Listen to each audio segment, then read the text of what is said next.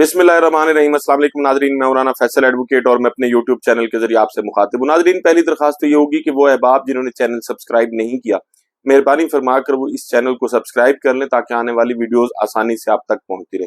नाज़रीन, आज की वीडियो में हम बात करेंगे पाकिस्तान की सियासी तारीख का एक अहम केस आज जेर समात था, लेकिन चूंकि आज 28 मई है और सरकारी छुट्टी है, आम तातील है, इसलिए उस केस की समात नहीं हो सकी। मैंने अपनी गुज़श्ता वीडियो में बात की थी कि इस छुट्टी के पीछे भी एक मकसद था।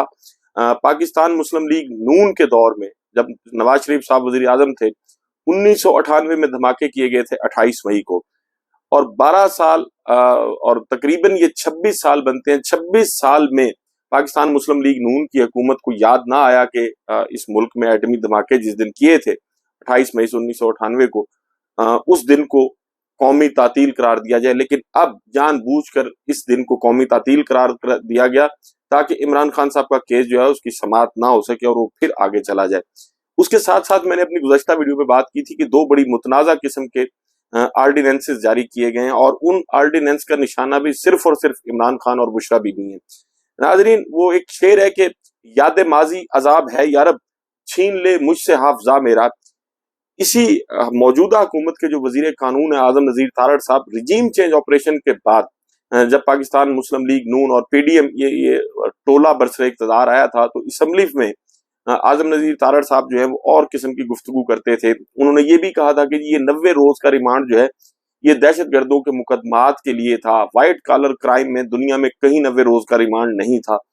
इसको हम सीआरपीसी से हम आहंग करके 14 दिन कर रहे हैं और 14 दिन किया गया।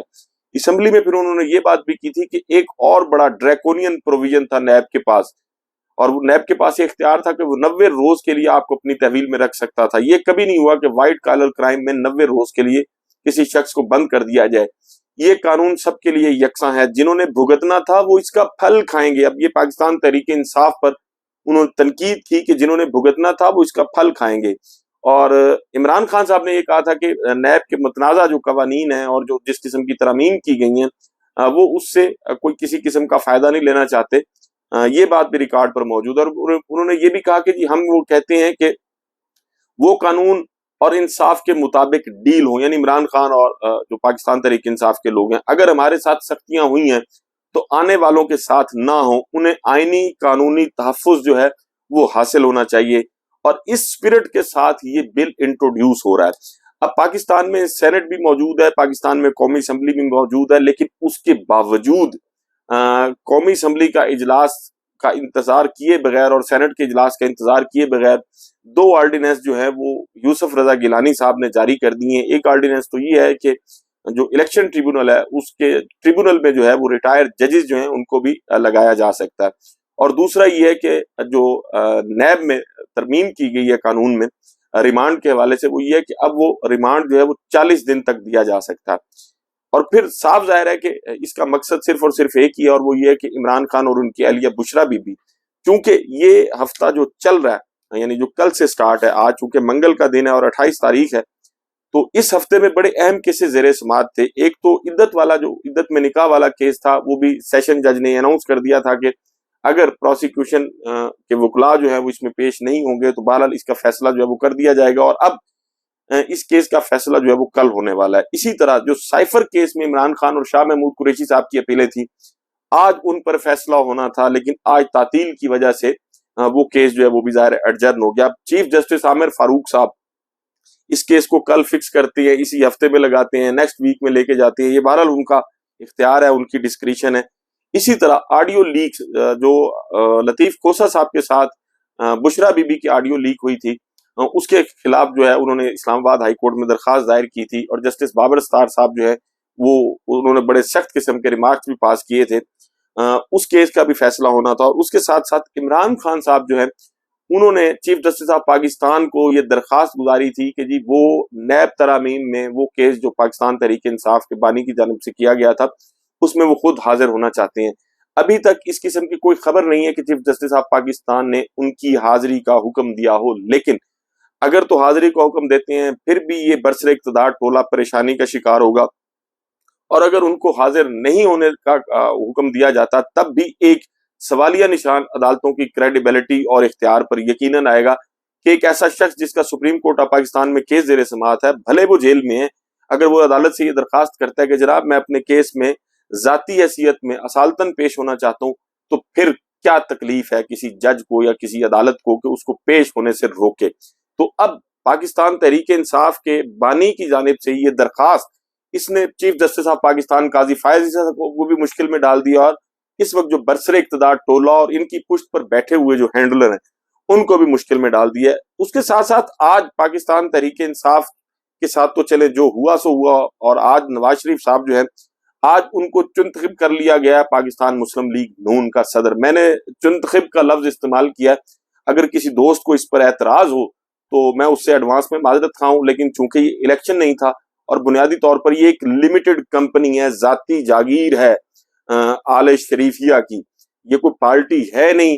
چونکہ یہ پارٹی نہیں ہے، اس میں پارٹی الیکشن نہیں ہوتے، اور جو ایک پولیٹیکل پارٹی کے اندر ایک جو جمہوریت ڈیموکریسی نظر آتی ہے وہ اس کے اندر ہے نہیں، اور آج بھی ایک خانہ پوری کی گئی ہے، اور آج کی یہ جو خانہ پوری ہے یہ جسٹس قاضی فائز عیسیٰ صاحب کے لیے جو ہے یہ بھی ایک امتحان ہے۔ اس کی وجہ یہ ہے کہ جب پاکستان مسلم لیگ پاکستان تحریک انصاف کا انٹرا پارٹی الیکشن ہوا تھا تو اس میں انہوں نے یہ کہا تھا پاکستان تحریک انصاف کے وکیل کے ساتھ کہ یہ تو پھر الیکشن نہ ہوا، منتخب نہ ہوئے، ایک ووٹ جو ہے وہ بھی سیکیور نہیں کیا گیا۔ بیرسٹر گور صاحب کی جانب سے چونکہ وہ ان کو منتخب کیا گیا تھا تو اس حوالے سے وہ معترض تھے کہ یہ الیکشن نہیں ہے۔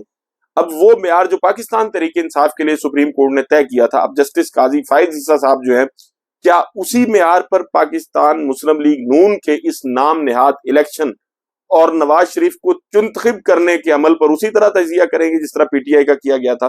اس کے لیے تو ظاہر ہے انتظار کرنا پڑے گا۔ لیکن آج جب نواز شریف منتخب ہوئے تو انہوں نے کچھ بڑی اہم باتیں کی۔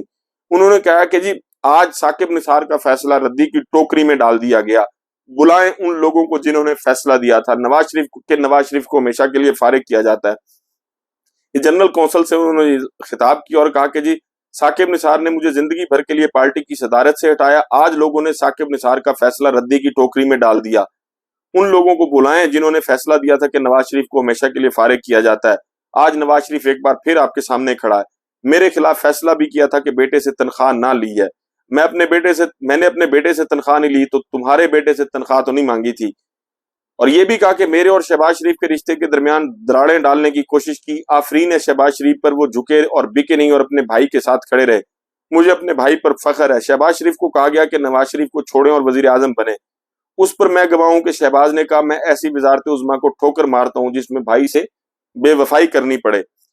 وہ جیل چلے گئے مگر اف تک نہ کی۔ اپنی بیٹی مریم نواز کو بھی مبارکباد دی اور کہا کہ جی مریم نے جیلیں کاٹی، پارٹی کو متحرک کیا، ہر امتحان میں پورا اتری۔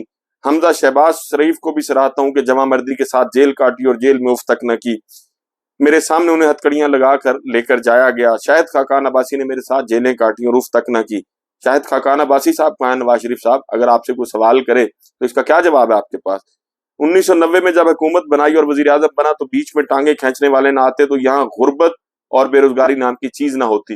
1990 میں ٹانگیں کس نے کھینچی تھی؟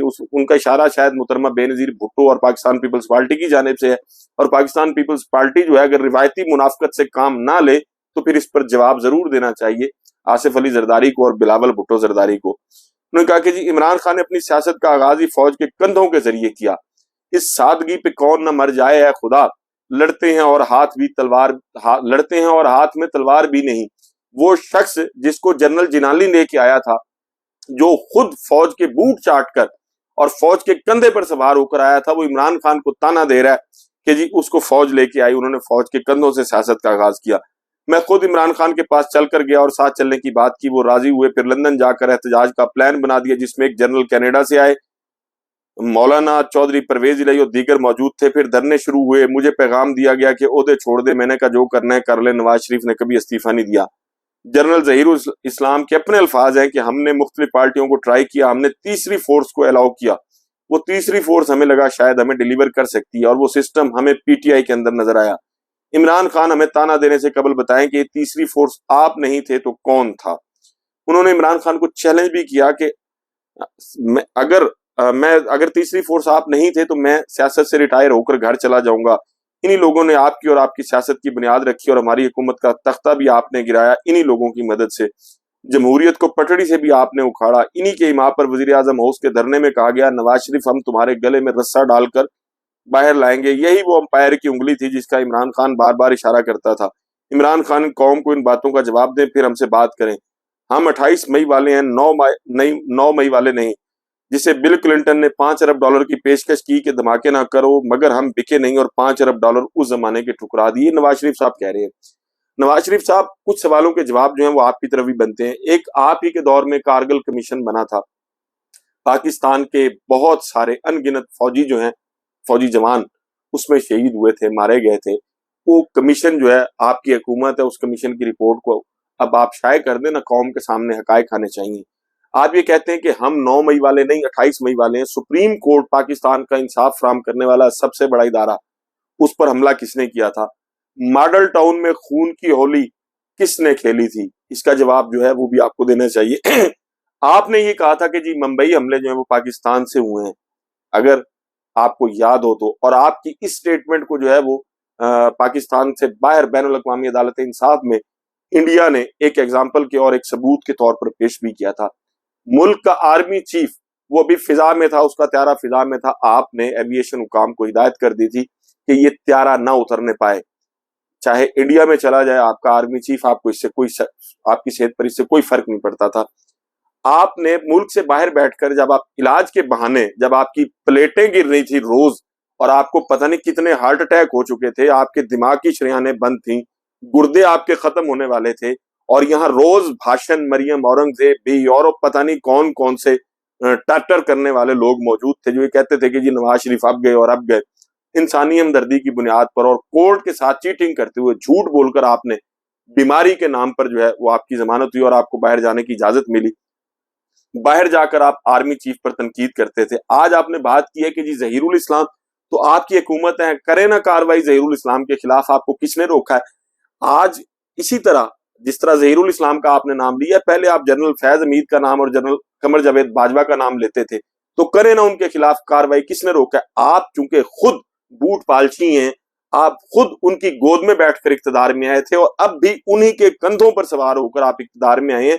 लिहाजा आप वो लोग जो रिटायर हो चुके हैं उनके खिलाफ तो शायद आप बात कर लेते हैं, एक आध या नाम ले लेते हैं, लेकिन अमली तौर पर उनके खिलाफ कार्रवाई करने की जुर्रत और हौसला जो है वो ना तो आप में है और ना ही आपके उस भाई में है जिसके मुतल्लिक ये कहा जाता है कि वो कार की डिग्गी में बैठ के जाया करते थे, GHQ या गेट नंबर 4 या जहां भी अल्लाह बेहतर जानता है।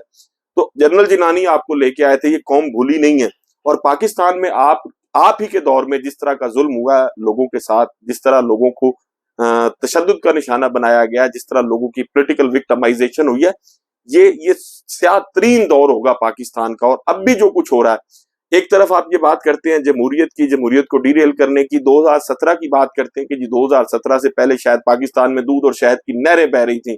2017 का रिकॉर्ड जो है वो भी कौम के सामने है और 2017 के बाद जो कुछ हुआ वो भी सबके सामने। और ये 2 साल जो आपके भाई इस मुल्क में इक्तदार पर काबिज थे, मैं तो लफ्ज इसको काबिज इस्तेमाल करूंगा क्योंकि उनके पास मैंडेट नहीं था, उस 2 सालों की कारकर्दगी की भी बात करें, गरीब से रोटी का निवाला तक छीन लिया आपकी हुकूमत ने।